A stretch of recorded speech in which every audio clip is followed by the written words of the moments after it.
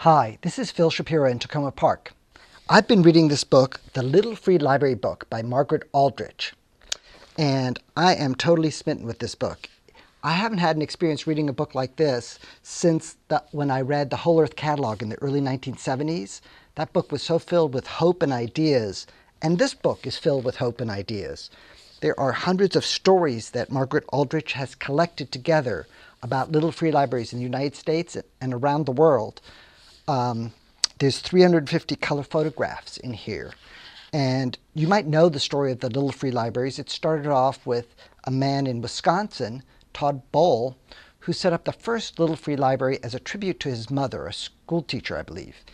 And he didn't have that great carpentry skills, but it was something he wanted to do. And he built it from scrap or recycled materials.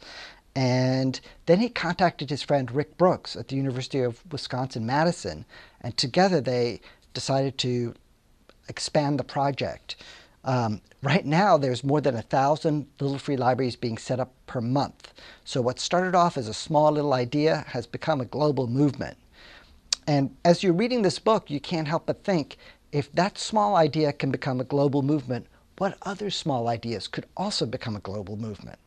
So some of the stories that really struck me in this book was the story of the Los Angeles police that have set up little free libraries in the police stations to make the police stations more inviting. That's a pretty interesting story. And I really love to read about inmates in Wisconsin prisons. They have something called the Good Mates Project, where inmates are building little free libraries and donating them to different communities around the nation. And then there was another really interesting project in Minneapolis where they're setting up one little free library on each block in a part of I think it's North Minneapolis, in a part of town where the students and adults might not have that much access to books. So that was really, really fascinating. This book also has practical tips in it about how to build your library. There's plans in the back. There's information about how to set up a counter so you can find out how many people have opened up your little free library. As I was reading this book, I got so fascinated, I went to YouTube and looked up Little Free Library, and I found a bunch of really interesting videos, including the Little Free Library song, where there's a family that composed a song about little free libraries, and of course they sing the song standing right beside their little free library. Another thing I like in this book is suggestions. The author has suggestions for how a community can create an anthology of writings of authors in the neighborhood and put that into their little free library and use that as a community building tool.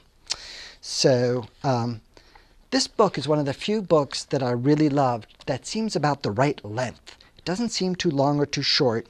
Every page pulls you along to the next page. I would really love to see this book twice as long in the next edition, if the next edition comes out. But this first edition is just right. It's published by Coffee House Press. Throughout the books, you see all different configurations of these little free libraries. People are very inventive in how they build theirs. And I really love reading through the book, I got to tell you. This is a book that every single library needs to own, every school library, every public library, because it's a book that's filled with hope. Here's a picture of a little free library where it's in the shape of a spaceship, and the only way to get to the books is to walk underneath the little free library and then stick your head inside the spaceship and then look around at the books that are available. So let's see which town that's in. That's in New York, New York, I think. So that's pretty interesting. The Little Free Library book, a real delightful collection of tales.